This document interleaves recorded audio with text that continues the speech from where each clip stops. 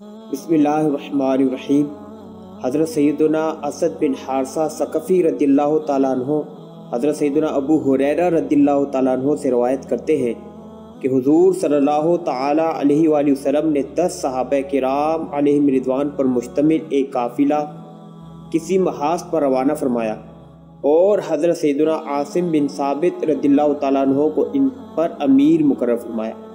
جب یہ حضرات عثفان اور مکہ مکرمہ کے درمیان واقعی ایک وادی میں پہنچے تو قبیلہ حزیل کے کچھ لوگوں کو ان کی خبر ملی، لہٰذا 100 تیر اندازوں نے ان کا تعاقب شروع کر دیا۔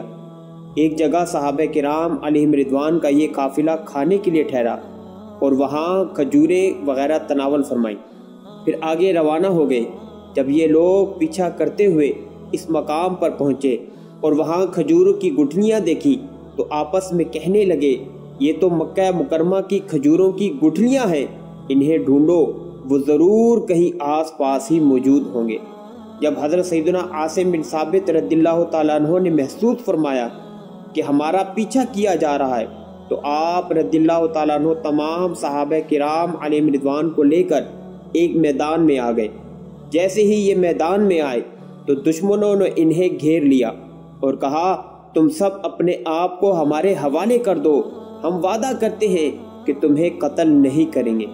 حضرت سیدنا عاصم بن ثابت رضی اللہ تعالیٰ عنہ نے فرمایا، میں ہرگز کسی کافر کے وعدے کا اعتبار نہیں کروں گا، ہم اپنے آپ کو تمہارے حوالے نہیں کریں گے۔ جب دشمنوں نے یہ سنا تو ان پر تیروں کی بارش کر دی۔ حضرت سیدنا عاصم رضی اللہ تعالیٰ عنہ نے اللہ عز و جل کی بارگاہ میں دعا کے لیے ہاتھ اٹھا دیے اور عرض کی، اے میرے پروردگار عز و جل، ہماری اس حالت کی خبر رسول اللہ عز و جل و صلی اللہ تعالی علیہ وآلہ وسلم کو پہنچا دے۔ ابھی آپ رضی اللہ تعالیٰ عنہ مصروف دعا ہی تھے کہ ان ظالموں نے آپ رضی اللہ تعالیٰ عنہ کو تیر مار مار کر شہید کر دیا اور اسی طرح اور صحابہ کرام علیہم رضوان کو بھی شہید کرتے رہے۔ جب آخر میں صرف حضرت سیدنا خبیب، حضرت سیدنا زید بن ثابت اور ایک اور صحابی رضی اللہ تعالیٰ عنہم باقی رہ گئے تو انہوں نے اپنے آپ کو ان کے حوالے کر دیا۔ کفار نے یہ دیکھ کر فوراً ان سے تلواریں چھین لی اور انہیں گھیرے میں لے لیا اور زد و کوب کرنے لگے۔ یہ دیکھ کر ان میں سے ایک صحابی رضی اللہ تعالیٰ عنہ نے کہا، خدا عز و جل کی قسم، یہ تمہاری پہلی بد عہدی ہے، اب میں ہرگز تمہارے وعدے پر اعتبار نہ کروں گا اور تمہارے ساتھ نہ جاؤں گا۔ یہ سن کر کفار نے انہیں گھسیٹنا شروع کر دیا اور انہوں نے مزاحمت کی اور ان کے ساتھ جانے سے انکار کیا تو ظالموں نے انہیں بھی شہید کر دیا۔ پھر وہ حضرت سیدنا خبیب اور حضرت سیدنا زید بن ثابت رضی اللہ تعالیٰ عنہما کو مکہ مکرمہ لے گئے اور انہیں وہاں فروخت کر دیا۔ یہ واقعہ غزوہ بدر کے بعد پیش آیا۔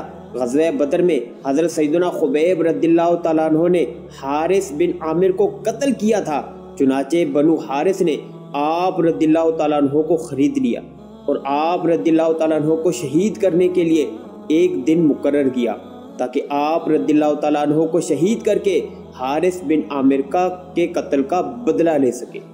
پھر آپ رضی اللہ تعالیٰ عنہ کو قید میں ڈال دیا گیا۔ ایک دن آپ رضی اللہ تعالیٰ عنہ نے حارث کی لڑکی سے استرا مانگا تاکہ بال وغیرہ کاٹنے کے لیے اسے تیز کرے۔ لڑکی نے استرا دے دیا۔ تھوڑی دیر بعد اس لڑکی کا ایک چھوٹا سا بچہ آپ رضی اللہ تعالیٰ عنہ کے پاس آیا اور آپ رضی اللہ تعالیٰ عنہ کی گود میں بیٹھ گیا۔ اس لڑکی کو یہ بات معلوم نہ تھی۔ جب وہ دوبارہ اس طرف آئی اور اس نے دیکھا کہ آپ رضی اللہ تعالیٰ عنہ کے ہاتھ میں استرا ہے اور بچہ آپ رضی اللہ تعالیٰ عنہ کی گود میں بیٹھا ہوا ہے تو وہ بہت خوفزدہ ہوئی کہ کہیں یہ میرے بچے کو قتل نہ کر دے۔ جب آپ رضی اللہ تعالیٰ عنہ نے اسے خوفزدہ دیکھا تو فرمایا، کیا تو اس بات سے خوفزدہ ہے کہ میں اسے قتل کر دوں گا؟ اس نے کہا، ہاں۔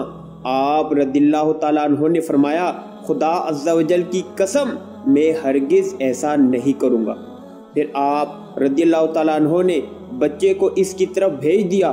وہ لڑکی کہا کرتی تھی، خدا عز و جل کی قسم، میں نے خبیب رضی اللہ تعالیٰ عنہ سے بہتر کوئی قیدی نہیں دیکھا۔ میں نے ایک دن دیکھا کہ حضرت سیدنا خبیب رضی اللہ تعالیٰ عنہ کے ہاتھ میں انگور کا گوشہ ہے اور آپ رضی اللہ تعالیٰ عنہ اسے تناول فرما رہے تھے۔ حالانکہ ان دنوں میں مکہ مکرمہ میں کہیں بھی انگور نہ تھے۔ یہ رزق اللہ تعالیٰ نے انہیں عطا فرمایا تھا۔ اللہ تعالیٰ اپنے نیک بندوں کو ایسی جگہ سے رزق عطا فرماتا ہے کہ جہاں کا وہم و گمان بھی نہیں ہوتا۔ جب حضرت سیدنا خبیب رضی اللہ تعالیٰ عنہ کو شہید کرنے کے لیے حدود حرم سے باہر لایا گیا تو اس مرد مجاہد کو کفار مکہ نے چاروں طرف سے گھیر لیا اور تماشائی بن کر ایک سچے عاشق رسول اور رب العالمین کی وحدانیت کا علل اعلان اظہار فرمانے والے مرد مومن کے گرد جمع ہو گئے۔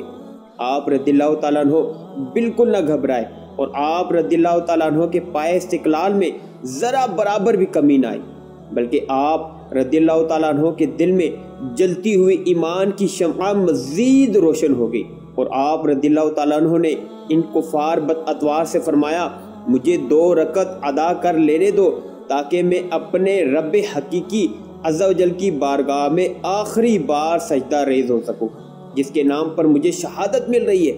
انہوں نے اجازت دے دی اور آپ رضی اللہ تعالیٰ عنہ کی بیڑیاں کھول دی۔ آپ رضی اللہ تعالیٰ عنہ نے قبلہ روح ہو کر نماز شروع فرما دی۔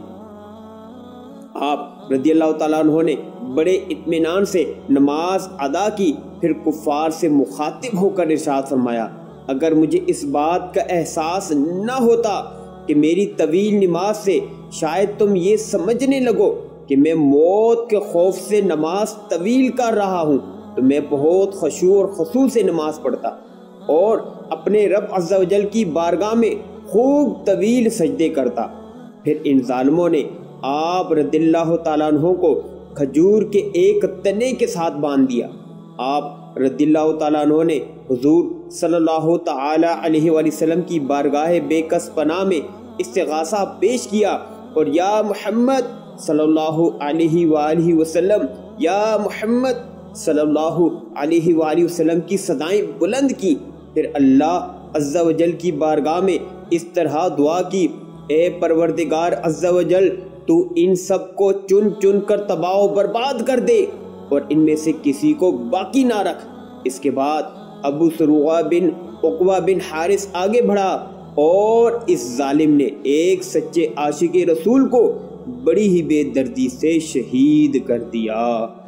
اللہ عز و جل کی ان پر رحمت ہو اور ان کے صدقے ہماری بے حساب مغفرت ہو، آمین بجاہ النبی الکریم صلی اللہ تعالی علیہ وآلہ وسلم۔ اور کسی شاعر نے کیا ہی خوب ارشاد فرمایا اپنے شعر میں کہ غلامان محمد جان دینے سے نہیں ڈرتے، غلامان محمد جان دینے سے نہیں ڈرتے، یہ سر کٹ جائے یا رہ جائے کچھ پرواہ نہیں کرتے۔ اللہ عز و جل ہمیں اپنے ان صحابہ کا صدقہ عطا فرمائے اور خوب خوب برکتیں عطا فرمائے۔ نئی ویڈیو کے ساتھ پھر آپ کی خدمت میں حاضر ہوں گے، تب تک کے لیے اپنا خیال رکھیے گا، مجھے دعاؤں میں یاد رکھیے گا۔ اللہ حافظ، السلام علیکم ورحمۃ اللہ وبرکاتہ۔